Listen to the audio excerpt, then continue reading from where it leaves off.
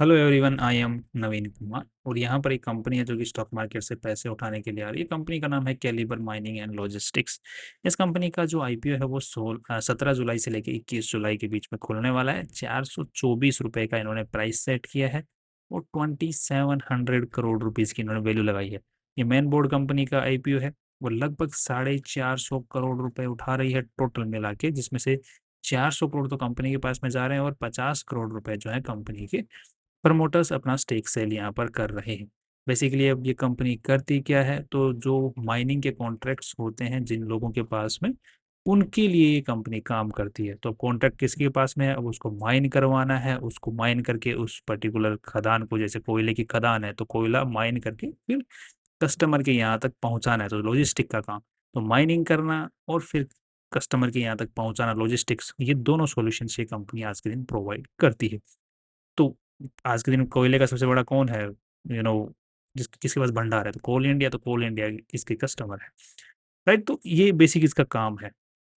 Next, इस company का जो आईपीओ से पैसे उठा रहे हैं उनका क्या काम में लेने वाले, तो यहाँ पे देखने को मिल रहा है कि ये एक तो अपना लोन चुकाने वाली है, दूसरा ये बोल रहे हैं कि हम लोग और ट्रांसपोर्टेशन सिस्टम वगैरह जो होते हैं, जो हमारे काम आते हैं, लोडिंग अनलोडिंग माइनिंग के जो टूल्स होते हैं, उनको खरीदने में 167 करोड़ रुपीज खर्च करने वाले हैं। नाइस, दैट इज जो कि बहुत ही शॉर्ट टर्म के अंदर में इस कंपनी को अच्छा फायदा देने वाले हैं। इस कंपनी की शुरुआत जो है 2014 के अंदर में ही हुई थी और उसके बाद में इन्होंने ये सारे माइलस्टोन्स अचीव किए हैं जो कि आप लोग यहाँ पर पढ़ सकते हैं। इनको जो पहला माइनिंग कॉन्ट्रैक्ट है 2021 में ही मिला है और उसके बाद में अभी जो है, इसके बाद में इनको कॉन्ट्रैक्ट जो है माइनिंग के और वगैरह जो कॉन्ट्रैक्ट वगैरह वो अच्छे खासे पैसों के मिले हैं और आज के दिन ये पैसे आईपीओ से उठाने के लिए आ गई। नेक्स्ट, इस कंपनी को जो आज के दिन चला रहे हैं सतीश कुमार चड्ढा जी, उनको लगभग 2 डेकेड्स का एक्सपीरियंस इस पर्टिकुलर सेगमेंट में जो लॉजिस्टिक्स का है उसमें देखने को मिल रहा है। तो लगभग 2.5 करोड़ रुपए की सैलरी आज वो लेते हैं इस कंपनी से। और थोड़ा सा हम लोग अगर नंबर्स की बात करते हैं तो यहाँ पर जो पूरी बैलेंस शीट की साइज है वो आज के दिन देखने को मिल रही है। This data is in lakhs. So ये जो पूरी बैलेंस शीट की साइज है वो लगभग 2000 करोड़ रुपए तक की है। और उसके हिसाब से अगर देखा जाए तो इन्वेस्टर्स का जो पैसा इसमें लगा हुआ है दैट इज अराउंड 600 650 करोड़ रुपए। So debt to equity ratio before the IPO, अगर हम लोग ट्रेड्स पेएबल को भी कंसिडर कर लेते हैं तो वो खराब है बिफोर दी आईपीओ। अब कंपनी का लोन जो है पिछले सालों के मुकाबले अच्छा खासा बढ़ा है, लॉन्ग टर्म भी बढ़ा है और शॉर्ट टर्म भी बढ़ा है। नेक्स्ट, अब ये जो पैसा लगा हुआ है, जो जो पैसा उठा के जो उधारी पे उठाया वो कहाँ पे लगा हुआ है, या तो उधारी में लगा होगा कि हमने माल डिलीवर तो कर दिया बट और प्रोजेक्ट्स कॉन्ट्रैक्ट्स को कंप्लीट करने के लिए हमें लोन उधारी पे उठाना पड़ा, मतलब उधारी पे पैसा उठा के वो कॉन्ट्रैक्ट्स को कंप्लीट करना पड़ रहा है। ऐसा है तो यहाँ पर देखने को मिल रहा है कंपनी का जो ट्रेड रिसीवेबल सेगमेंट है वो अंडर कंट्रोल है, वो पहले से भी अंडर कंट्रोल ही है। तो अब मेन पैसा जा कहाँ रहा है, उधारी से जो उठाया है तो वो जा रहा है, ये देखो, property plant and equipment. That means company अपनी साइज बढ़ा रही है, इक्विपमेंट्स बढ़ा रही है, जैसे ट्रांसपोर्टिंग लॉजिस्टिक्स वाली जो चीज़ें हैं, टिलर्स हो गए, मूवर्स हो गए, जेसीबी टाइप की जो चीज़ें हो गई, वो आइटम्स लोडिंग अनलोडिंग में जो काम आते हैं वो सब कुछ। बेसिक रीजन है, अच्छे रीजन हैं, दैट्स ओके। अब ये आईपीओ से पैसों से ये कंपनी क्या करने वाली है, ये लोन जो है वो अच्छा खासा चुका देने वाली है। लगभग 208 करोड़ रुपए तक का लोन कंपनी चुका देगी, जो कि हम लोग यहाँ पर अगर देखने की कोशिश करते हैं तो 20 करोड़ रुपए तक का, तो 20 करोड़ रुपए का तो एबिटा में ही फर्क पड़ जाएगा और उसके बाद में लगभग 15 करोड़ रुपए का नेट प्रॉफिट में फर्क पड़ जाएगा। तो हमको कितना फायदा उससे देखने को मिलेगा, तो उसको हम लोग यहाँ पर समझ सकते हैं। तो यहाँ पर पीएनएल स्टेटमेंट को देखते हैं तो 950 करोड़, 950 करोड़ से 1500 करोड़ के आसपास का, और अभी जो है 1700 करोड़ के आसपास का रेवेन्यू पहुंच चुका है। That is good. Net profit किस तरीके से बढ़ रहे हैं, तो यहाँ पर 95, 131, 157, और लोन चुकाने की वजह से अगर हम लोग देखते हैं तो यहाँ पर जो फाइनेंस कॉस्ट आ रही है वो 81 करोड़ रुपए की कंपनी की आ रही। तो लगभग इसमें 15-20 करोड़ रुपए का इजाफा, कम मतलब जो है गिरावट देखने को हमको अगले ईयर में देखने को मिल जाएगी। तो प्रॉफिट्स तो सीधे सीधे इंक्रीज हो जाएंगे 175 करोड़ के आसपास का। नेक्स्ट, कंपनी जो है अच्छा खासा जो आइटम्स हैं, जो इक्विपमेंट्स कंपनी यूज़ करती है वो लीज पे भी लेती है। तो अल्टीमेटली अगर कंपनी खुद ही खरीद लेगी उन आइटम्स को तो वो जो खर्चा है, ऑपरेटिंग कॉस्ट है, वो भी कम हो जाएगी, जिसकी वजह से कंपनी के नेट प्रॉफिट और ज़्यादा बढ़ सकते हैं। तो आईपीओ के पैसों से कंपनी के जो नेट प्रॉफिट्स हैं वो लगभग इस साल जो है 160 करोड़ थे, तो ये लगभग यहाँ से 20% तक की इंक्रीज देखने को मिल सकती है, just because of the IPO money implementation से ही।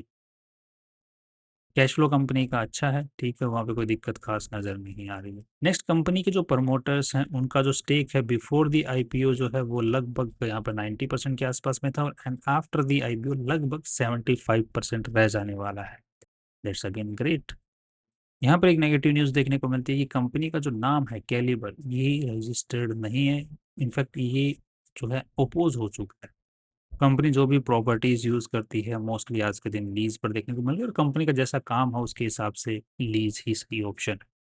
कंपनी ने खुद की जो वैल्यू लगाई है वो 2700 से 2800 करोड़ रुपए की लगाई है, और कंपनी ने जो एसेट्स का इंश्योरेंस करवा रखा है वो खुद ही 2000 करोड़ रुपए तक का करवा रखा है। दैट मीन्स कि कंपनी के पास में एसेट्स का इंश्योरेंस, कंपनी ने इतनी वैल्यू प्रोवाइड कर रखी है, इतने का इंश्योरेंस दे रखा है। तो अगेन दैट मीन्स कि हमारी जितनी वैल्यू पे कंपनी का आईपीओ आज के दिन अवेलेबल है, दैट मीन्स उसका एसेट्स पड़े हुए हैं उसके पास में अपने, तो दैट 70% के आसपास के एसेट्स पड़े हुए हैं। अब कंपनी का रेवेन्यू कहाँ से आया, तो Northern Coalfield Limited, Western Coalfields Limited, KSR Freights, इनसे आज के दिन रेवेन्यू देखने को मिला। और मोस्टली जो कोल से रिलेटेड जो काम है, जो सेक्टर है माइनिंग है, वहीं से कंपनी का मेन रेवेन्यू आ रहा है। अब आज के दिन जो मोस्टली कोल यूज होता है वो एक तो स्टील इंडस्ट्री के अंदर में होता है, जिसको कोक में कन्वर्ट करके यूज होता है।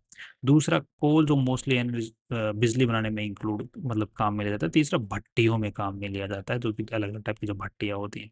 सबसे ज्यादा जो कोल यूज होता है वो बिजली बनाने में यूज होता है। अब धीरे धीरे जैसे जैसे इलेक्ट्रिसिटी का जो चीजें हैं, जो डेवलपमेंट है, जो इंक्रीज है, प्रोडक्शन है, वो सोलर की तरफ में जा रहा है, रिन्यूएबल की तरफ में जा रहा है। तो एक इस टाइप की जो कंपनियां होती हैं जो डिपेंडेंट है कोल के ऊपर में आज के दिन, फ्यूचर के अंदर में वो माइनिंग की जो दूसरी जो माइनिंग की चीजें हैं वहां पर शिफ्ट हो जाएगी, बिकॉज इनके लिए कोई ज्यादा बड़ी दिक्कत नहीं होने वाली, बिकॉज ये एक्सपर्ट है माइनिंग और ट्रांसपोर्टेशन में, ये दूसरी तरफ शिफ्ट हो जाएंगे। अगेन आज के दिन जो फोकस है इनका मोस्टली कोल पे, तो आने वाले टाइम के अंदर में अगर ये शिफ्ट नहीं होते हैं तो दिक्कत हो सकती है, बट मोस्ट प्रोबेबली इनको शिफ्ट होने में ज़्यादा दिक्कत फील नहीं होनी चाहिए। और दूसरी चीज, इसका कोल इंडिया जो सब्सिडरीज है उन्हीं से इसका सबसे ज्यादा आज के दिन 85% रेवेन्यू आता है। उसके अलावा जो दूसरा लॉजिस्टिक्स वाला, वहां से इनका 12% आता है। तो कोल इंडिया ही एक इनकी मेनली सबसे बड़ी क्लाइंट है। तो अगेन इसको एक थोड़ा सा बेनिफिट देखने को मिल जाता है कि पीएसयू जो कंपनी है वो इसकी क्लाइंट है मेन। स्टिल इनका जो ट्रेड रिसीवेबल सेगमेंट है अंडर मैनेज्ड सिचुएशन है, मतलब पैसा अटक नहीं रहा है, दैट इज अगेन नाइस। अब यहाँ पर कंपनी ने अपनी आरएचपी के अंदर में कुछ जो पीयर ग्रुप की कंपनियां उनका नाम बताया है, जैसे कि Power Mech, NCC, Sindhu Tradelink and Dilip Buildcon. But again ये जो जिस तरीके से कंपनी मेनली फोकस्ड है only on the mining and logistics, mainly mining only, but जो दूसरी कंपनियां कंपटीशन में है उनका एक पार्ट ऑफ वर्क जो है वो इस पर्टिकुलर सेक्टर के अंदर में है, सेगमेंट के अंदर में है। दैट मीन्स पूरा का पूरा जो कंपैरिजन है वो एकदम एप्पल टू एप्पल बेसिस नहीं रहने वाला है। Still we will just compare the P and PV ratio, थोड़े से हम लोग एक अंदाजा लगा पाए। तो यहाँ पर जो पावर मैक है उसका पी रेशियो 22 का है, इसका 12 का है, इसका 67 का है, इसका 11 का है। तो बड़ा ही यहाँ पर गैप आपको देखने को मिल रहा है, पी रेशियो के अंदर फ्लक्चुएशन देखने को मिल रहा है, तो ये इसी वजह से है। लेट्स सी कि इसका पी रेशियो कहाँ देखने को मिल रहा। अब 2800 करोड़ रुपए की वैल्यू लगाई है, 160 करोड़ रुपए इन्होंने इस साल कमा लिए हैं, और नेक्स्ट इस आईपीओ की वजह से ये जो उधारी चुका देगी उसकी वजह से थोड़ा सा 15 करोड़ रुपए का इफेक्ट और आने वाला है। तो हम लोग मोटा मोटे तौर के ऊपर में 170 करोड़ रुपए ले सकते हैं। तो 2800 डिवाइडेड बाय 170, तो यहाँ पे जो पी रेशियो निकल के आ रहा है वो 16 का निकल के आ रहा है, जो कंपेरेटिवली भी देखने को मिल रहा है कि ठीक है, based on the growth.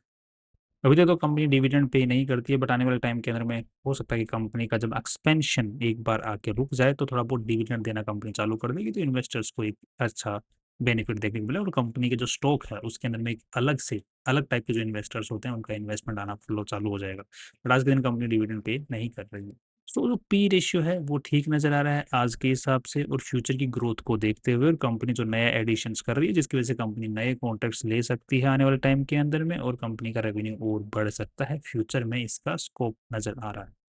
Next is the PB ratio. तो कंपनी की जो नेटवर्थ है वो 650 करोड़ रुपए की ऑलरेडी है, और 400 करोड़ रुपए और चले जाएंगे तो मोटे मोटे तौर पे 1000 करोड़ रुपए मान लो, जिसकी वजह से कंपनी का पीबी रेशियो 2.7 का नजर आ जाएगा, जो कि यहाँ पर 3.25, 1.3, 2.2।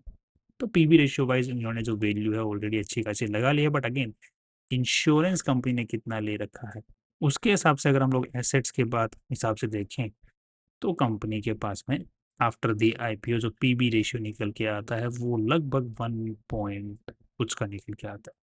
बट अगेन हमें जो है कंसिडर करना है वो 2.7 वाला ही करना है। बट ये एक थोड़ा सा आपके लिए कि एक कि इस तरीके से भी हम लोग वैल्यू निकालते हैं कई बार। सो नाउ जो फाइनल व्यू बन रहा है कंपनी के बारे में वो लॉन्ग टर्म में पॉजिटिव बन रहा है, शॉर्ट टर्म में भी पॉजिटिव बन रहा है, और लिस्टिंग गेन की अगर हम लोग बात करते हैं यहाँ पर तो 20% पॉजिटिव में जीएमपी देखने को मिल रहा है। सो हवा भी ठीक ठाक बनने की उम्मीदें हैं लिस्टिंग गेन के लिए। So that's all my view about this company. Finally see you tomorrow.